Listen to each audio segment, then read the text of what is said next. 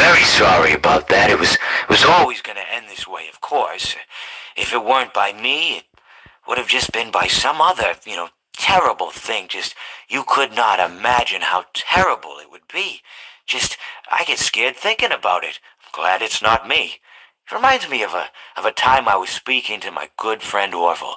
We were we were sitting on a park bench watching the pigeons. I was on the left, he was on the... Oh, wait, was I on the right or left? Anyways, it doesn't matter. We were sitting on there watching the pigeons. And I said to Orville, "Friend, those birds are frozen." And he kind of looked at me like I'd lost my mind. But I reminded him that it was winter, and often birds will sit in a tree until they freeze, and then they sort of fall to the ground until the sun warms up, and they can, move around again. So I said to Orville, "You might as well save those breadcrumbs until the birds thaw, because they can't very well enjoy them in the condition they're in."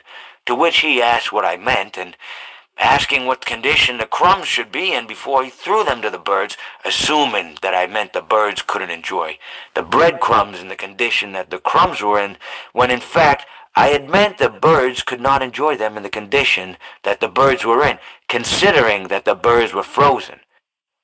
So he took a moment and then threw his last handful onto the ground.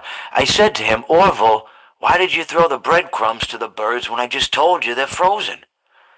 To which he responded, "The breadcrumbs are not frozen." Again, misunderstanding my words. I didn't mean to say that the breadcrumbs were frozen when I said I told you they're frozen.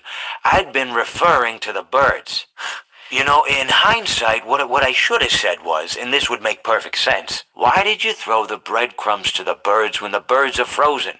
He misunderstood upon my correction, stating that he didn't know what else to do with the breadcrumbs, and that perhaps, when the birds thawed, they'd still be able to eat the crumbs. So I said to Orville, and this is what I said to him, I said, "Orville, the birds may be dead."